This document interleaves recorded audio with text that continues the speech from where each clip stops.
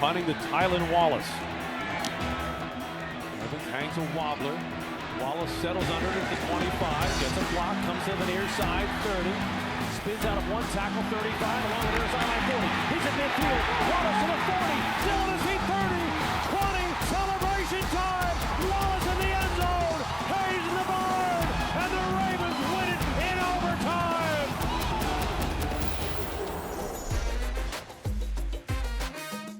Fantasy Football Happy Hour with Matthew Berry, served by Applebee's.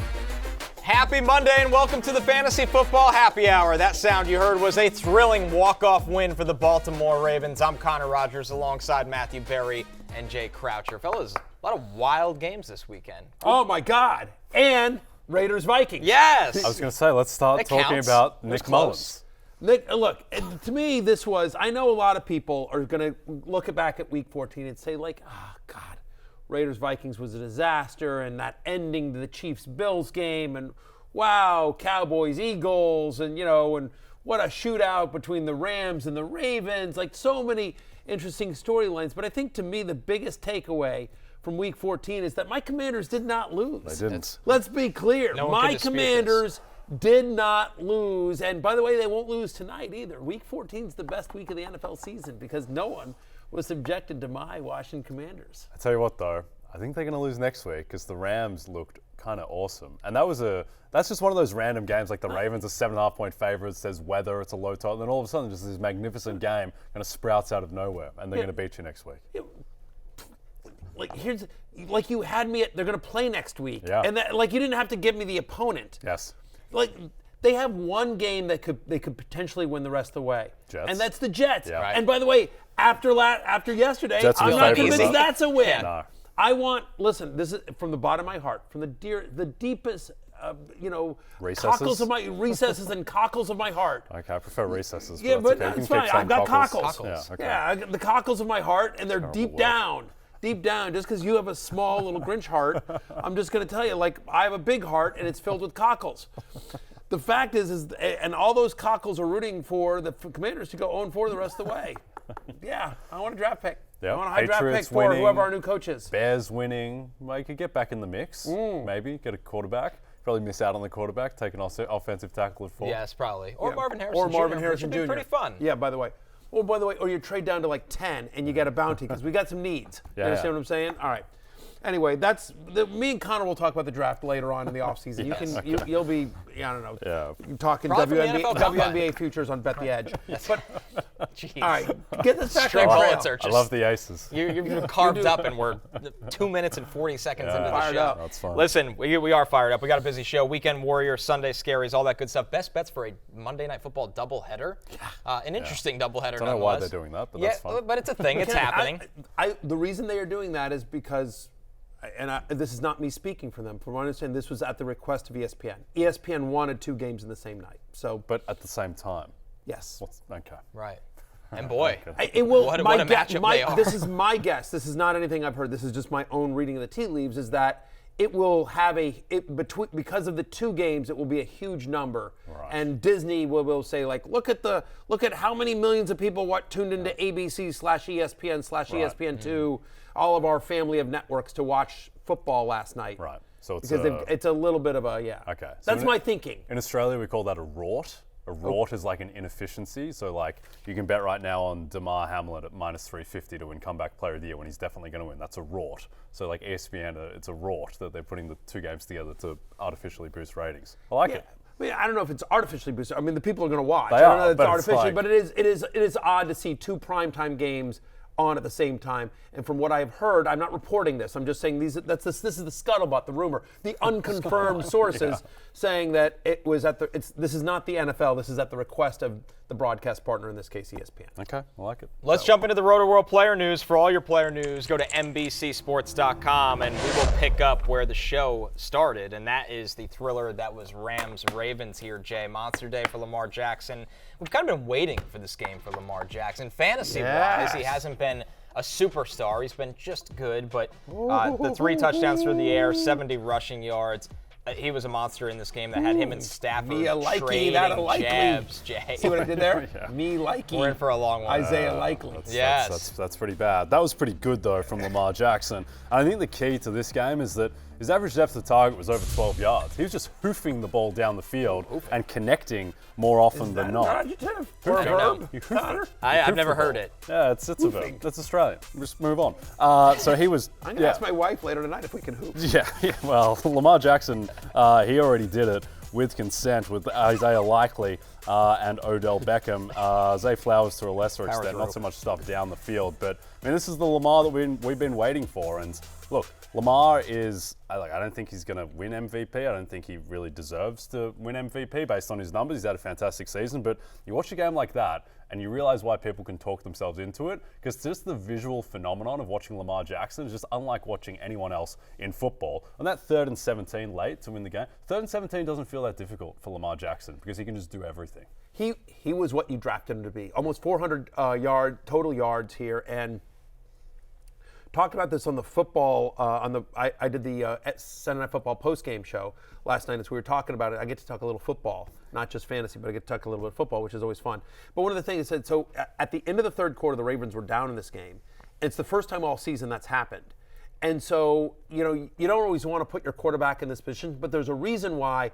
If you're paid the way Lamar Jackson is paid, when you're one of the faces of the NFL, when you're the face of the franchise, there comes time where the team says to you, like, dude, put on your Superman cape and go win this for us. And that's what Lamar Jackson did here. And so taking it back to fantasy here, it's the most rushing yards in a game since week 3. It's nice to see finally, like, Beckham continues to, we talked about this on Fantasy Football pregame, that Odell Beckham continues to look like Odell Beckham, like the guy we've seen, and so he gets loose, and that was a really nice catch, too. I don't know if he ran the wrong route slightly or Lamar threw it to the wrong shoulder, but Beckham turns around at the last second and comes down with a great catch. Beckham just played really well.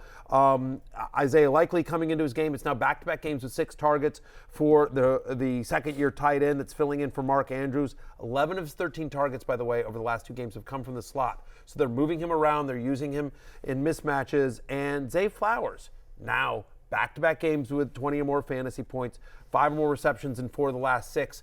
What's been exciting is that he's starting to get all these weapons involved. Like OBJ's healthy, Likely taking over for Andrews, Zay Flowers emerging. The only concern, if there was one concern for this game in which Lamar Jackson ran for 70 yards, is that the Keaton Mitchell breakout didn't happen the way we thought. He was clearly the Ravens running back you want right now is Keaton Mitchell, but in a game in which they put up a ton of points, Mitchell had a ho-hum day. Yeah, he did. And it looks like with Mitchell, at least that they are making the effort to make him the guy. Yeah. But the question is when they get into these shootouts, guys, and they have Jacksonville on Sunday Night Football next week, which is pretty exciting. We'll see. That's going to be a great game. Yeah, I mean, Joe Flacco was able to throw against Jacksonville. I think Lamar Jackson will be okay. But when they get into these shootouts, Jay, it comes down to it that, the other guys get involved through the air instead of the running backs. Definitely. And look, it was a strange game. The Ravens, they were down much of the second half towards the end of the first half. And Lamar was just getting whatever he wanted. So, why would you run the ball? And because Stafford was scoring so easily the other way, which I think is another massive story of this. Rams have a top 5-6 offense at the moment. They really do. Absolutely. Ever since Kyron Williams has come back, the Ravens, who came into this with, arguably the best defense in football, certainly one of the top 3, they had no chance, particularly against Cooper Kupp, who looked like 2021 Cooper Kupp, Matthew. 100 receiving yards for just the 3rd time this season, but his first since week 6. Right? I mean, this is his first game with more than 50 yards since week 6.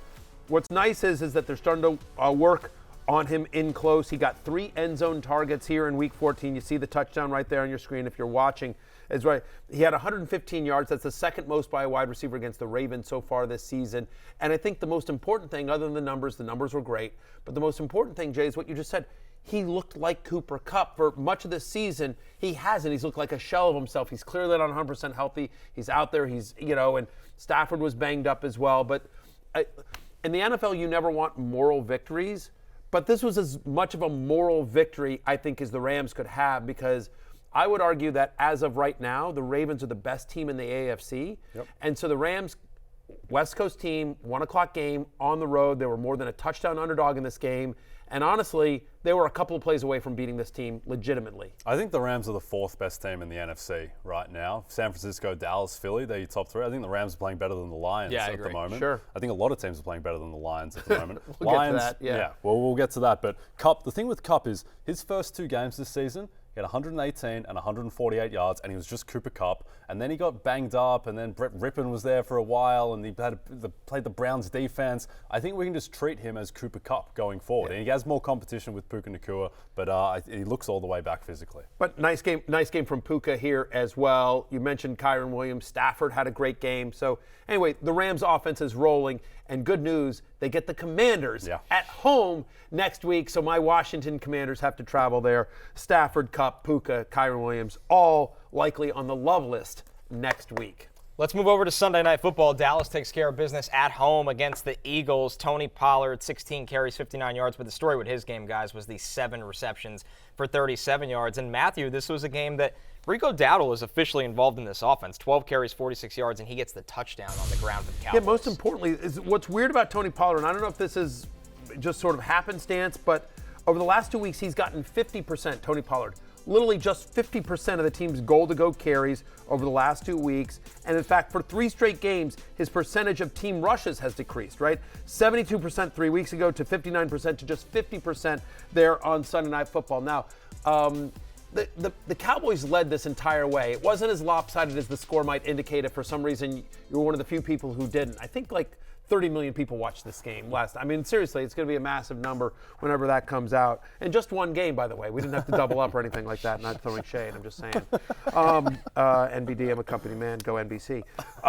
But the key here, I think, is that I don't know if it's because, look, the Cowboys legitimately have Super Bowl aspirations, and so they want to save the wear and tear on Tony Pollard, or they just see something in Rico Dowdle they like, but, like, it's a thing. Rico Dowdle is a thing, and I don't know that he's got standalone value in anything but the deepest of leagues, but he's playing enough, and I don't think it's a fluke that he's cutting into the fantasy value of Tony Pollard, who strikes me more as an RB2 these days than an RB1. I think the other thing, too, is like Pollard was sensational last season while he was in a timeshare with Ezekiel Elliott, and now it looks like he's in a timeshare again. And Pollard just looks better. I know it hasn't really reflected in the stats, but he just looks more explosive. He's making more guys miss last night, so I would expect this is probably here to stay. One of the things that was concerning about Pollard that we talked about and we complained about with Mike McCarthy is that they wouldn't get him in space. They wouldn't get him in the passing game like earlier in the season, and so that has started to happen. You mentioned the 8 targets. He's now had a double-digit target share in 4 straight games. This offense is rolling as a whole. Again, they didn't need to do much. Like it was I think the majority of people talking about this game will talk about the failure of the Eagles and how much they were dominated and they couldn't get an offensive touchdown in this game really, and you know, just how much they struggled. You know, Jalen Carter had more, had scored more touchdowns than Jalen Hurts, all that, right? But the Cowboys didn't play great in this offense. But I think that if you watch it closely, Cooks almost gets into the end zone. Like he had 2 very close ones there as well. They didn't need to do much, so they felt in control. They felt in control the whole time. So I don't know that there's much takeaway here from the Cowboys offense. My guy 8, CeeDee Lamb, he has a really nice game. Yeah.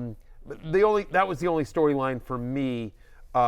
Anything from you on the Cowboys side of the ball? I feel like, look, they were fine and they got the job done and they deserved to win. They were the better team. That wasn't a 20-point game. The Eagles fumbled 3 times in Dallas territory. Yeah. That felt like more like a 7-10-point win that just with fortune elevated.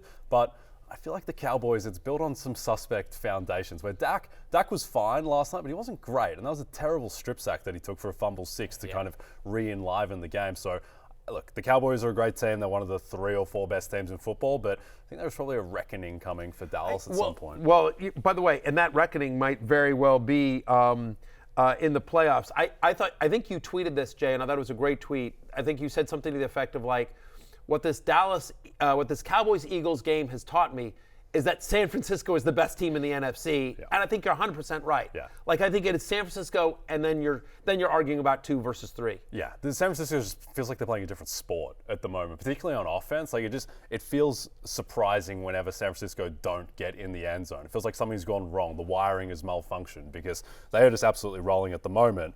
And speaking about these two teams, Right. sets up a very interesting discussion where now it's all Brock v. Dak for MVP, and the odds reflect that, where these two guys, they have now separated themselves. Mahomes, Hurts, they took their turns being favourite, Lamar, but now Dak and Brock, they're clearly the MVP favourites at DraftKings.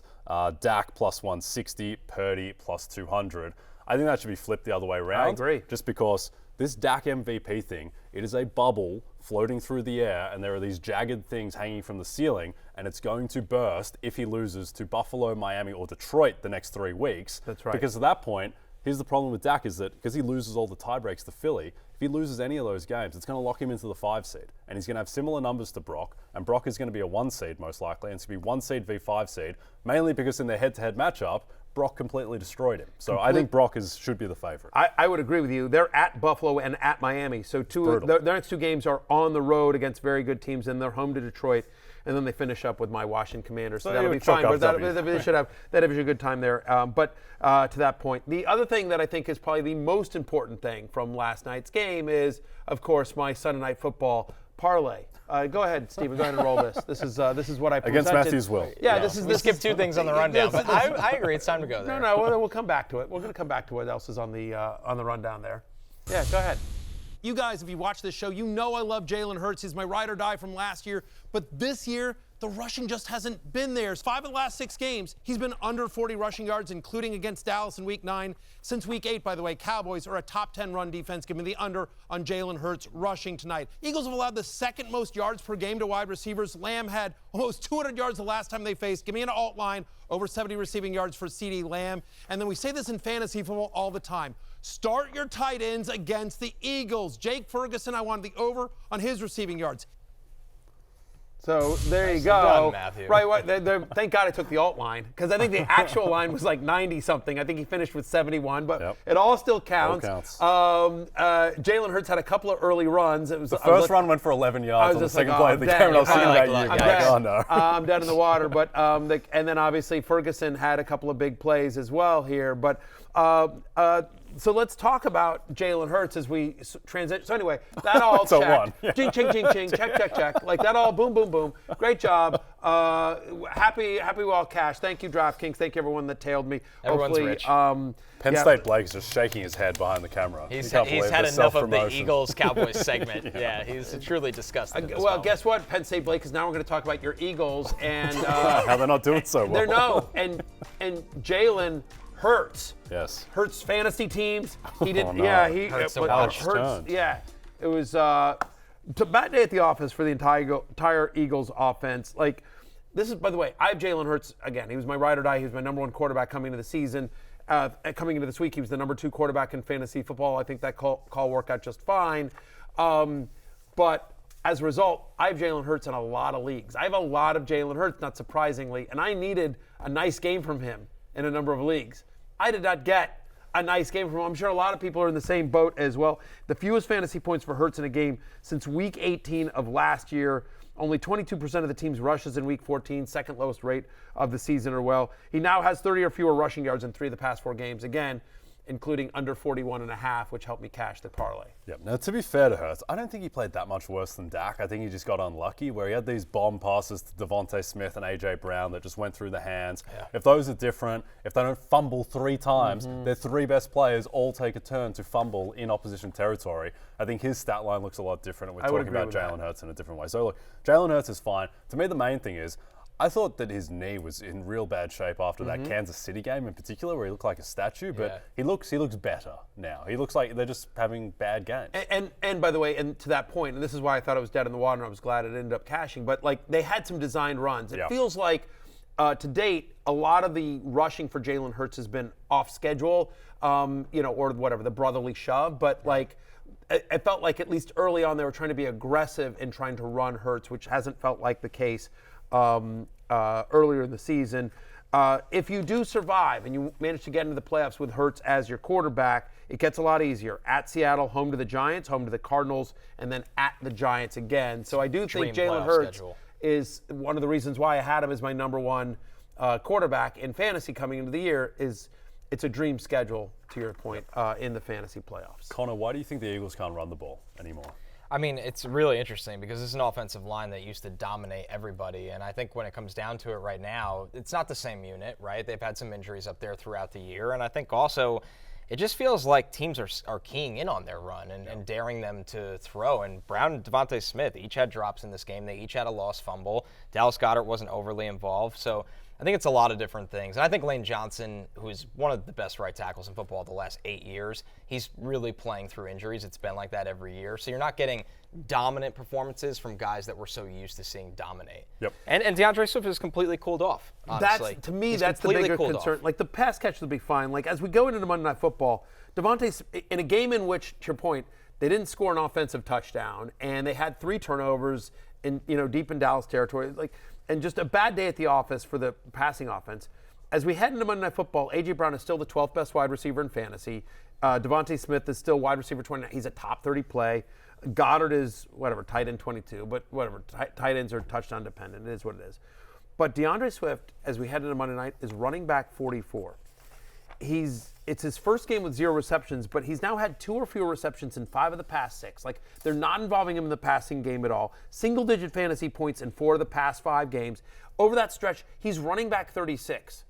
Like, he's not even a top 35 running back over the last 5 games. And so, once again, less than 50% of the snaps in back-to-back games. Kenneth Gainwell's getting more involved. And so, somebody that went in the middle of drafts and people thought, I found something in DeAndre Swift.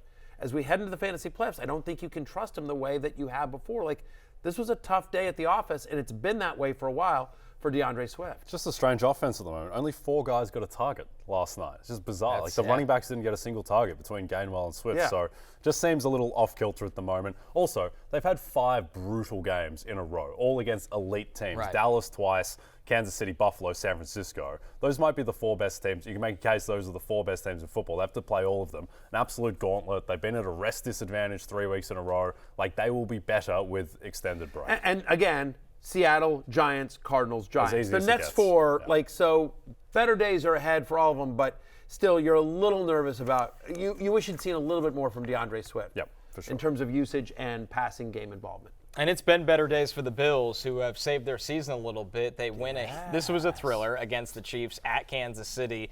And Matthew, it's on the back of James Cook right now. 10 carries, 58 yards. More importantly, since Joe Brady has taken over, his usage in the pass game, 5 catches for 83 yards and a touchdown yesterday. This has been a consistent part since they moved on from Ken Dorsey. And Barry, you kind of called your shot with James Cook on fantasy football pregame yesterday, so take a listen here.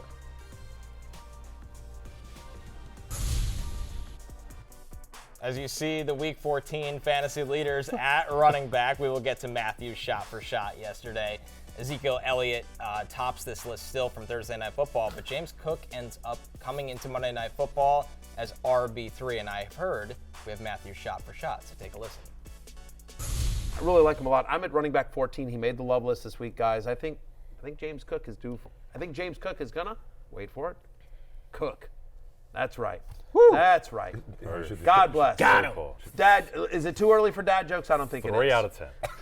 You know what? You don't need I'm going to use validation. that joke again. Yeah, How you about them apples? What do you think about that? I'm going to use that joke again. It's like you're looking at the screen as though the screen will support you somehow, but it's just us. It's just us, and we're not supporting Well, it's you. people at home. Focused. People at home. James Cook cooks against the Chiefs. I told you I was you going to ran use it that back. joke again. You're You damn ran it right. back. Yeah, that's Yeah, right. interesting. Keep making fun of it. I'll keep using that joke because I don't care. Man, that ISO was just holding on. Yeah, I like Michael Smith popping in there, but you're damn right. Yeah, James cooked. How Yes, about he them did. apples? That's right. That's right. Because here's what this is a lesson for you, America. If you meet me on the street, you interact with me on social media, and you guys who are the hosts, like when you tell me, Yes. oh, that joke sucks, Yeah. I'm just going to lean into it more and more and more and more. Well, and we more. never make fun that's of your your jokes gift. anymore. Absolutely, because I was like this as a kid. I was like this as a kid. The surprised. minute I was told I couldn't do something, I immediately wanted to do it. The minute I was told, oh, that's no good, my goal is I don't run away. I lean into it further. So yeah, it's not a good joke. No. I asked and answered. I was being kind with a 3 out of 10. Yes, rating. I agree with you. By the way, I think you graded too high. I'm a nice guy. Yeah, definitely. Like you were definitely the French judge on that particular joke, and yet still, I'm going to lean into it more. James cooked. He cooked, and he has been cooking since Joe Brady took over. He's had over 100 yards from scrimmage in every single game since Brady has started calling the plays here. And what's exciting is he's also getting involved in the passing game. A 14% target share in every game with Brady as the OC as well. So it's weird. It's good to see James Cook do as well as he is, because honestly, it feels like he's the only part of the Bills' offense that's really clicking here. Brutal game from Gabe Davis. A typical, this is the Gabe Davis experience. Up, down, up. He's awesome, he's bad, he's awesome, he's bad. But Stefon Diggs, since Joe Brady took over as the offense coordinator, I think this is interesting. Since Joe Brady took over as the offense coordinator, it's only 3 games, so it's a small sample size, but he's wide receiver 35 on a points per game basis, again, as we head into Monday Night Football. He's had under 7 fantasy points in 2 of the 3 games, including his 2 lowest yardage games of the season. He's had under 35 receiving yards in 3 of the past 4. His brother probably won't be tweeting because they didn't win the game. They went to Kansas City and they won the game. But still, for one of the elite wide receivers in the NFL, with one of the best quarterbacks in the NFL, this is an alarming lack of production over the last month. I don't understand the usage. I don't understand why, particularly in the Philadelphia game, he was off the field on key third downs. Their season was on the line in that game, and he just wasn't out there. So I don't know if he's nursing something. I don't really understand anything about this offense. Like, Khalil Shakir looks awesome, and then yesterday's just one catch for 12 yards. Yeah. Gabe Davis doesn't have a catch yesterday. All of a sudden, it's a James Cook, Dawson Knox offense. Right. They're going to Kincaid all the time down the stretch. I don't understand play to what's going Deontay on. Hardy. Down the stretch, you're like. So it's a weird one, right? And it makes me nervous, especially because, by the way, their next game, they're home to Dallas. No. And then they're at the Chargers. That's a game that's exclusively on Peacock. Let's go, I'm a company man. Scaries and stick. Yeah. Well, by the way, if you want to watch that game on Peacock, you can subscribe to Rotopass.com. Get a bunch of great fantasy sites along with the subscription there you go. to Peacock. The holiday bundle. It's a holiday bundle, 1,000%. Rotopass.com. It is the best deal in fantasy sports, and you do get a 12-month subscription to Peacock whenever you subscribe. And then they play. They're home to New England. Good. But then they end the season at Miami. So it's a big one. That's a big one. Miami may not have anything to play for in that game if they've beaten Baltimore the week before to wrap up the 1 seed, though. By the way, if Buffalo doesn't beat Dallas, they may not have anything to play for either. Yep. They need to win. If you look at the AFC playoff picture, they're on the outside looking in. Tiebreakers aren't good for Bills. That's correct. And there's a lot of teams ahead of them. They're at 7-6, but they're there's a lot of 7-6 teams that have better tiebreakers. They need better tiebreakers. If there's a positive, that Cowboys game is in Buffalo, so the Cowboys will have to travel to the cold. But still, offense doesn't look great. Stephon Gilmore has been great against number 1 wide receivers. Where if you're Stephon Diggs, fantasy manager saying, I think it'll turn. You get a little nervous about this. I feel like Gilmore as well. He gets more burned by elite speed. Right. When it's a bigger guy like AJ Brown, I think he'll be able to keep up with Stefon Diggs. Yeah, this Stefon Diggs right now. But Diggs, maybe he's not healthy. I feel like maybe they're hiding an injury, or he's just but it's you're still starting Stefon Diggs because he's Stefon Diggs, but there's some cause for concern here. 100%. Speaking as somebody who, I'm in first place in one of my dynasty leagues, and so I'm going for it this year. I'm pushing all my chips in the middle. There's 2 other teams that are really good in my league as well. And so I traded my Jahan Dotson and my number 1 pick next year for Stefon Diggs in this dynasty league to try to make a final push. And at the moment, I'm not feeling good about the trade. I got to be honest with you. Don't feel good about it. I'm nervous. On the Chiefs side of things, Mahomes comes in as QB18. We know how the Kadarius Toney offsides changes things, but as it stands, Mahomes 25-43, 271 yards, touchdown and interception. Jay, the offsides heard around the world with Kadarius Toney. Obviously, the Chiefs are not happy after the game, but the man was offsides, and it changed the outcome of this one. The irony is it's not even the worst offsides that the Chiefs have committed in the past 6 years, because Dee Ford was offsides in the AFC title game against Tom Brady, which literally, if he's just 2 inches back, Tom Brady doesn't have a Super Bowl. Right. That's the game. Game was over. Correct. It doesn't get talked about enough. That's one of those consequential plays in NFL history. Dee Ford's interception, that's 100%, took the interception off the board. Kadarius Toney, look, we don't really have to get into it because we can spend all day on it. You can't see the ball. He's clearly offsides. You can't see the ball. To me, and I tweeted about this last night, but I think that Mahomes, he doesn't throw that fit if any of his receivers catch a ball against Detroit, if MVS comes down with the pass against Philly, if the pass interference gets called at the end of the Green Bay game, like he just feels like a man at the end of his tether because everything around him, it's all just descended into farce. It's like, oh, let's see what his receivers can screw up now. And I think it just broke him.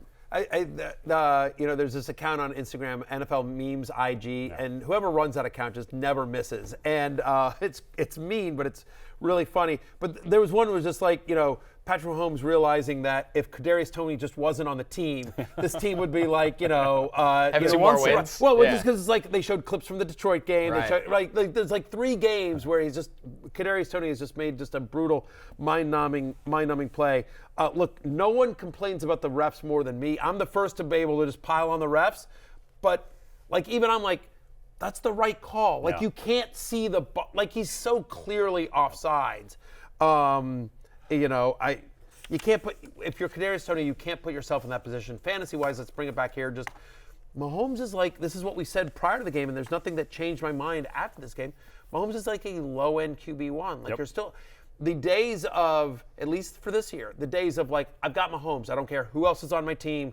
I don't care who he's playing. I'm starting him, no questions asked. Like that's not the case anymore. Like if you had a Jordan Love, if you had a Brock Purdy, you could easily have those guys and Mahomes based on the way drafts went. Like Sam Howell. It's a conversation. Russell Wilson-ish. Russell Like Wilson-ish. we're at that Matthew line. Stafford the last couple of weeks.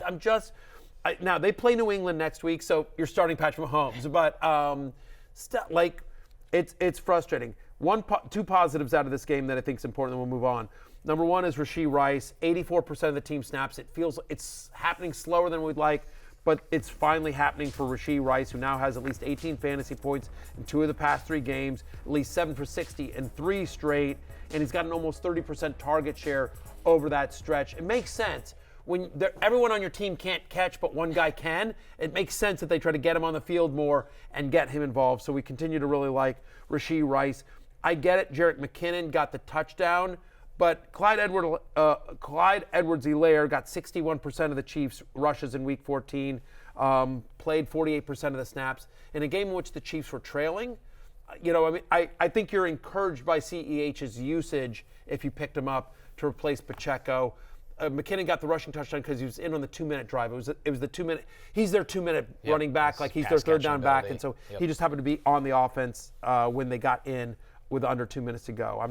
I don't think he's got the goal line role as long as Pacheco's out. Our next game, the Bears upset the Lions. Justin Fields' success against the Lions continues, Jay. Throws for 223 yards. The touchdown also adds in 58 yards rushing with another rushing touchdown.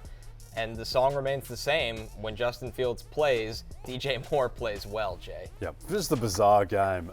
He gets that free pass on the 4th and 13 after somehow it wasn't intentional grounding on the previous play. Seems like the most blatant intentional grounding I've ever seen. But, Fields, when he is playing like this, and it feels like he goes through this kind of journey every year, but now that he's throwing the ball deep, he's running, and when he gets a bad defense, he can light them up. But I think the big story fantasy-wise out of this is Deonta Foreman he's their back, Matthew. 1,000%. 73% of the team's running back carries in his return.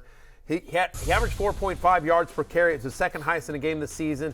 He also had the second most receiving yards in a game this season. Foreman not really known for his passing game prowess, but you see it there on your screen. 2 for 22 in the passing game. Not a lot, but it's more than Herbert and Rashawn Johnson combined. Neither of them got a target in the game. And so I think it's very clear that to the extent you want a Bears running back, Deonta Foreman is the guy. Now they're playing Cleveland next week, so okay. But then home to Arizona, home to Atlanta, at Green Bay. So given that the team is winning, the Bears now have won back-to-back games for the first time this season, and they went right back to Foreman. He's the guy that I think you want in this offense. Tough day for the Lions. Jared Goff, 161 passing yards, touchdown, throws the 2 picks. Amon-Ra St. Brown, he had 9 targets, but he only catches 3 of them for 21 yards. The Lions are just in an all-around rut right They now. are. They don't look like the team we saw the first 2 months of the season. No, they don't. Look, the Bears have an excellent defense. Correct. And that has changed over the second half of the season. They are a legitimately excellent defense now. And it's just Jared Goff outdoors. It's been the same story his entire career. Jared Goff outdoors in the cold against a good defense. He just does not play well. He plays in domes the rest of the way, though, so they'll be fine. That is a positive. Also, by the way, again, we've always talked about this. Goff is much better when he has time. Yeah. Their offensive line was banged up coming into this game. Like, they had some backups out there as well, so hopefully they get healthy. But the good news is like he's in domes the rest of the way. The bad news is look at who he's in a dome against. So they're home to Denver this Saturday. Then he's at Minnesota. That defense is improving. At Dallas, also on a Saturday, and then home to Minnesota. So, I mean, like, there's not a pushover there. I mean, Minnesota's kind of a middle-of-the-pack defense, but Denver's playing really well, and Dallas is Dallas. So, you know, the positives are at least that those games are indoors. But I don't know that we're fully out of the woods yet on the Lions offense getting back to where they need to be. This is a bad day at the office for the entire team.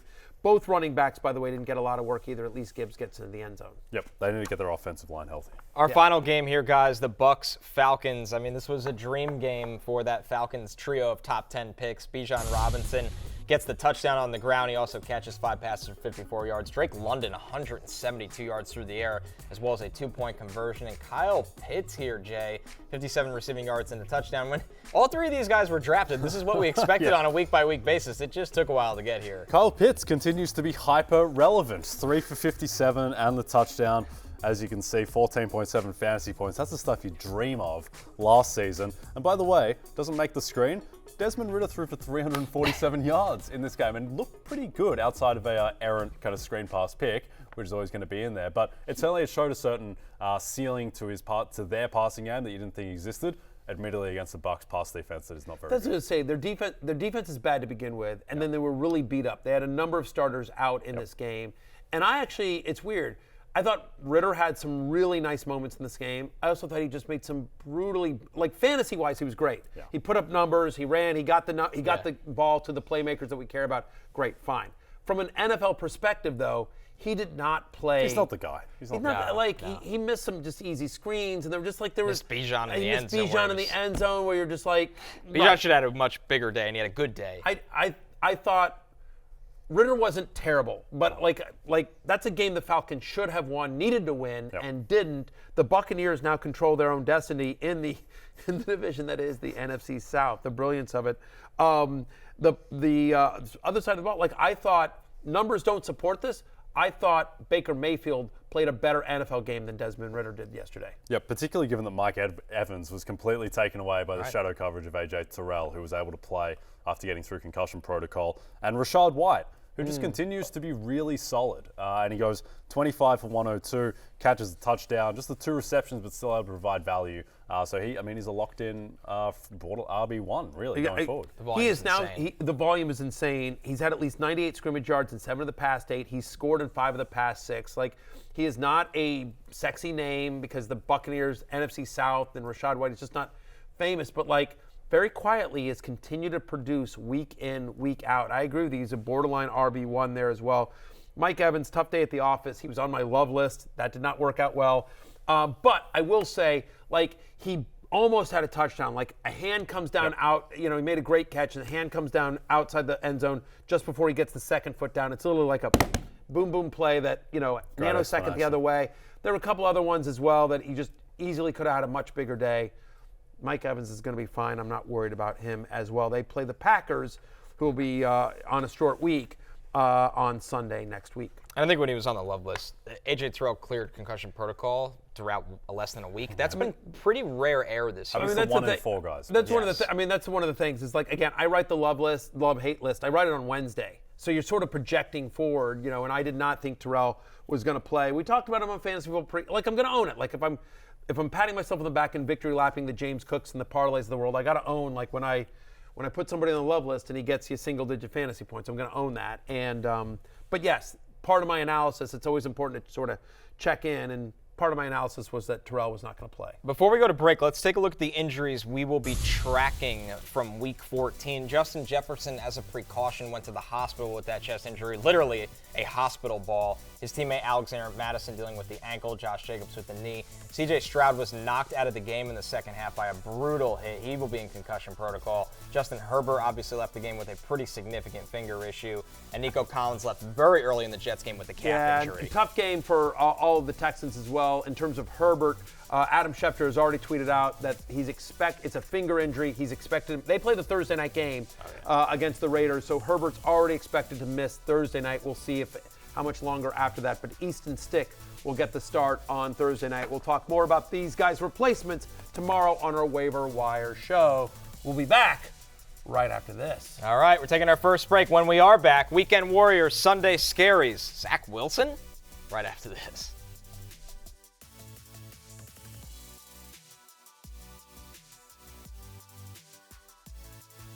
Get your weekdays started with Bet the Edge. Join Jay and Drew Dinsick as they tackle the biggest games from every angle in the NFL, NBA, and more. So whether you're targeting spreads and totals, looking for value in futures markets, or circling player props, Jay and Drew have you covered with new episodes every weekday at 6 a.m. Eastern. Ooh, Make sure you subscribe and download, Matthew, for your Do you think people driving wake up to work. early? Do you think people wake up desperately early to get Bet the Edge at 6 a.m., 6:05? There's no better way. No better way to start your day with some granola, some Wheat Bix, and some Deebo Samuel highlights as well. And As we Deebo jump into Samuel. Weekend Warriors, Deebo Samuel absolutely tops our list here. 34 fantasy points. He is wide receiver 1 right now, Matthew. I mean, just a Deebo game where he gets you a touchdown on the ground, classic, but also 149 yards through the air receiving. He's been on the podcast twice, and since returning in Week helped 10, him. It's helped him play, apparently. I'm just saying, since he returned from injury in Week 10, he's the 3rd best wide receiver in fantasy football on a points-per-game basis. Deebo's been nothing short of terrific. 3rd straight game with multiple touches of 20 or more yards, so he's getting these big chunk plays as well. 6 touchdowns over the last 3 games. And one of the things that sort of helps the Brock Purdy case, if you look at the touchdown pass that he caught, it's an absolute dime. It's not yak. Right. It is No. It is a layered bomb. You're right. Brock Purdy just throws an absolutely perfect ball. And so just like I know you guys everyone will say, oh, Brock Purdy's a system quarterback and everything like that, but like system quarterbacks don't make those kind of throws. Like I get it. He was open. Deebo's really good, but he hit him in stride. Just a perfect play, Yep. Anyway. PFF have this stat called big time throw rate, which basically is like, the big time throws the extra difficulty throws, and Brock Purdy's 5th in the NFL in that. It is not easy completion. So, and I think that helps Deebo because he's able to find him on these deep balls as well as the short intermediate stuff. It just, again, it's just death by 1,000 cuts, whether it's McCaffrey or Ayuk or Samuel or Kittle. They all had great games. They always seem to kill the Seahawks, but look at their upcoming schedule. Okay, they're at Arizona this week. They got Baltimore in 2 weeks, which honestly I think is a Super Bowl preview. Yeah, right that's now, a big one. that'll be a great one. But then they're at Washington and home to the Rams. So, it's a pretty nice schedule. That Baltimore game's going to be tough, but the Ravens defense, obviously, you just saw last week, they're not impenetrable. And, the same with the Rams. So it should be a good, if you have Niners, it should be good throughout the fantasy playoffs. Our next one here, Breece Hall, he comes in as RB2 from the weekend. But, Jay, the reality was, for the Jets, he's wide receiver 2. All Breece's production was through the air, 8 catches, 86 yards. And a touchdown. Zach Wilson, when in doubt, checked it down to Breece Hall. Yeah, and we were talking about this while we were getting our makeup done before the show. Right, so as we the do. Jets offense, it's Garrett Wilson, who to your point is always open, and if he's not open, just throw it to Breece Hall and see what he can do. Right. And it felt like for the first time in a long time, they finally embraced that as their identity, and Breece Hall really benefited. 21% target share in his 4th straight game for Breece Hall. Again, you've got a running back getting a 20% target share with his ability, his run after the catch ability.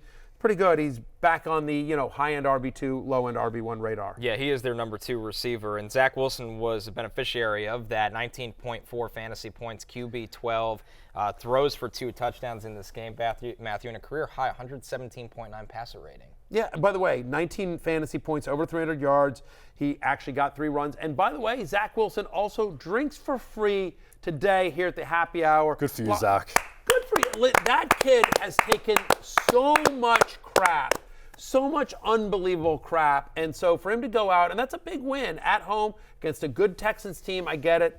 Nico Collins left early, but honestly, and we talked about this a little bit last week and on Fantasy Football Pregame, where I just said, I sort of feel like Zach Wilson's going to play well here because, guys, he's going to be like, look, I've already been benched for Tim Boyle. Yeah. How much worse can it get? Right. F it. Because with Zach Wilson, it's never been about the physical skills. It's all been mental for him. Yep. And I felt like taking all the pressure off of him because it's like, what's the worst that can happen for me? Like, I ain't going to be here next year. Like, what, they're going to bench me for Tim Boyle again? Been there, done that. Bought the T-shirt. Like, whatever. I'm going to let it fly. And that's exactly what he did. And he played within himself. And then you see some of the quotes after the game, Connor, that that felt like that was his mentality. Right, he was confident, he was loose, played like he had nothing to lose. Nathaniel Hackett had his best game of the year as well. They lit up the Texans in the second half, which is more importantly from a fantasy perspective because you're not starting Zach Wilson, is Garrett Wilson, top 5 wide receiver, Breece Hall, top 3 running back. Yep. That's what you need. Yep, no, Zach Wilson was fantastic. Daughters, lock up your mothers. Just say this though. Again, in a league in which you may have lost Justin Herbert, right? And every week there's more and more quarterback change. At Miami next week, home to Washington. At Cleveland, you don't love that. At New England. But again, the next 2 weeks are favorable fantasy-wise. I bet you he's throwing a ton at Miami, and obviously there's no better secondary to throw against than my Commanders. So Zach Wilson in deep 2Q quarterback leagues, like you could, if you're desperate, Sure. I'm just saying, Better than Nick Mullins, probably. Right? I mean, right, exactly. I mean, anyway. So we'll talk about that all tomorrow. But Zach Wilson on the deep league streaming radar. He got picked up in our league already. I'm just saying. Yeah, I think it was Producer Pete. Pete. Backup producer Pete. Pete. Who's. Yeah, you know. Opportunistic. For the Bengals, Joe Mixon and Chase Brown make the weekend warriors, Jay. We know what Mixon can do and the volume he gets, but it's like the Bengals remembered they drafted Chase Brown. Very odd how long this took. Yeah, kind of a Jalen Warren vibe to Chase Brown. Just an added explosiveness. It just feels like he runs for 20 yards every time he gets it against. And they eviscerated the Colts, the two. The Colts don't have a great run defense, but they took advantage. Let's hear for Jake Browning. Second good game for him again. Keeping in close, getting a bunch of completions, getting yards after the catch, which you saw with Chase Brown. It's opening up the run game for Mixon. Tough day for Chase, not really worried about it. Nice to see T. Higgins getting involved, but the Bengals are suddenly viable. We'll talk more about Chase Brown tomorrow, but again, if you have Joe Mixon, it's clear that Chase Brown is very important for your roster construction. How about Evan Engram? Monster day for Evan Engram. He comes in as tight end 1, as you see at the top here, over 32 fantasy points, and largely, Matthew, because he caught 2 touchdowns, but 11 catches for 95 yards. Ingram's on a good stretch here right now. Since week 3, he's had a 19% target share. We were wondering, what does this Jaguars passing offense look like without Christian Kirk moving forward? Evan Engram, who's already been a big part of it, continues to, I think, going to be an even bigger part as they move down the stretch. Now, they were down in this game quite a bit. Kudos to Trevor Lawrence for getting out there. A lot of people were wondering, is this season ending? And nope, once again, Trevor Lawrence doesn't miss a game. But yeah, Ingram's a tight end 1. And another guy like that right now, Jay, David Njoku comes in as tight end 2. Starts off the game with a basically blown coverage, 30-plus yard touchdown, but put together a consistent performance, 6 catches, 91 yards, and 2 total touchdowns. Yep, seems like he's established a rapport with Joe Flacco. This is the second game in a row where Flacco has just looked competent. They're running a real NFL offense, which they kind of weren't with PJ Walker. So Njoku, Cooper, and Elijah Moore. But Njoku was a monster yesterday. All right, let's get into the Sunday scaries, and we start with the tough one, that is C.J. Stroud. Getting away from the injury, which was in the second half, the concussion. Stroud couldn't get anything going, guys. He comes into this game without Tank Dell and Dalton Schultz. Nico Collins early. very early with the calf injury, which I think is a re-aggravation of an early season injury. 91 passing yards, Matthew, no touchdown. 2 passes really could have been very easily intercepted. The Jets dropped them. It's a brutal day for Stroud. Tough day at the office. Listen, Jets have made a lot of quarterbacks look bad as well, but this is now under 17 fantasy points in 3 of the past 4 games. His numbers on the season without Tank Dell are not great. We'll see if Nico Collins is going to lose some time. Even if C.J. Stroud clears the concussion protocol, they're on the road to Tennessee, then home to Cleveland, home to Tennessee, at Indianapolis. It's not a great schedule for the Texans the rest of the way, and just feels like if all you have is C.J. Stroud because you're like, hey, I'm playing with house money, this is my guy, it feels like you may need another quarterback here for the next couple of weeks because you don't love him on the road at Tennessee or home to Cleveland, especially if he's going to be without obviously Tank Dell and maybe also Nico Collins. Jay, as Matthew said before, tough day for Jamar Chase, less than 6 fantasy points. He's wide receiver 48, but the Bengals were just able to run at will against the Colts. They were to run it well. They were leading effectively in the entire game. Jake Browning only had to throw 24 passes. So just throw this one out for Jamar Chase. He showed what he could do with Browning against the Jags, and he will be fine going forward. You know what you guys should be lucky about?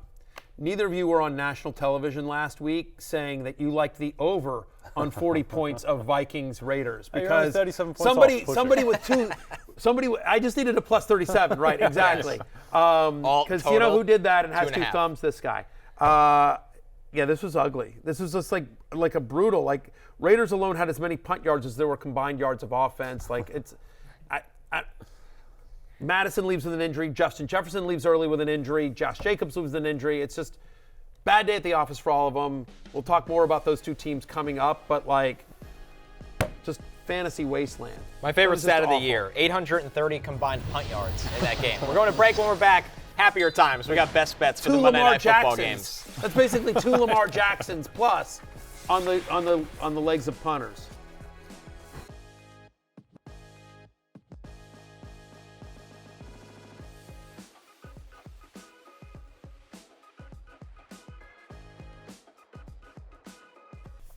Don't forget, on DraftKings Sportsbook this season, new customers can bet $5 and pocket $150 in bonus bets instantly. Plus, all customers can get a no-sweat same-game parlay every day. Download the app and use the promo code BERRY when you sign up. DraftKings Sportsbook, the crown is yours. It's time for last call. Let's take a look at the most bet Monday Night Football props, courtesy of our friends at DraftKings. Jordan Love passing touchdowns over 1.5. Tyreek Hill receiving yards, that has definitely moved, but it's we had it over 105.5. I think on DraftKings now it's 110. Yeah, 109.5. It's yeah, flying. I mean, it's like it keeps moving Everybody up. loves Tyreek Hill's over receiving yards. Jordan Love passing yards over 224.5. That's at minus 135. Derrick Henry rushing yards over 54.5. Jaden Reed receiving yards over 39.5. Jay, going with the public or going with something else? Going with something else, but just know with Tyreek, that climbing to 109.5, like Cooper Kupp in 2021, which I think is the best season anyone has had at the receiver position in recent memory, he was setting like the mid-90s. Like this is a completely different ballgame with Tyreek.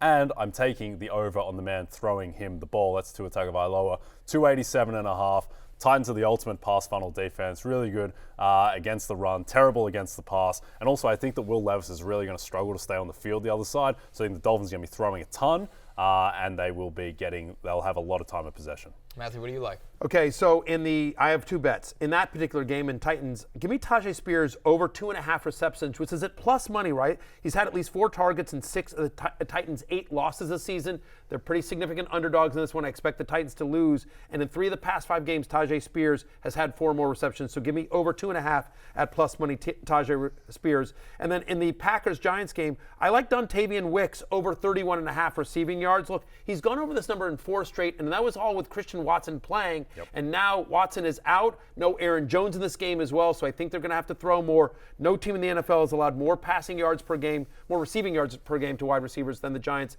over the last month. So Wicks over 31.5. Guys, I'm jumping back into the defensive props market here. How about Andrew Van Ginkel on the Dolphins, right? Jalen Phillips replacement. He's been awesome since he stepped in for Jalen Phillips. 2 quarterback hits last week, over 0.25, which needs a half sack tonight. I think Van Ginkel gets it. Miami's going to be up big. A lot of dropbacks for Will Levis, who unfortunately holds the ball a lot. Yeah. Van Ginkel. I believe he plays left back for Tottenham. Yeah, but he also rushes the passer. In his spare time, he's a Miami pass I read rusher. a story to my daughter that starred Van Ginkel last night. All right, listen, it's closing time. You don't have to go home, but you can't stay here. So good luck in Monday Night Football. Hope your miracle comes through. For Jay and Connor, I'm Matthew. Ha ha, Penn State Blake. Peace out. Oh, no. Hey, it's Matthew Berry from NBCSports.com and Rotoworld.com. And I want to thank you so much for watching whatever it is you just watched. Or if nothing else, being too lazy to click out of the autoplay after this video started, after whatever it is you actually wanted to watch finished. But now that you're here, I'd like to take a moment here to ask you respectfully now, okay? I'm asking you respectfully to subscribe to the NFL on NBC YouTube channel. You'll get the latest Rotoworld fantasy news headlines, all sorts of great shows, including my own Fantasy Football Happy Hour. So go subscribe now. Again, I'm asking respectfully.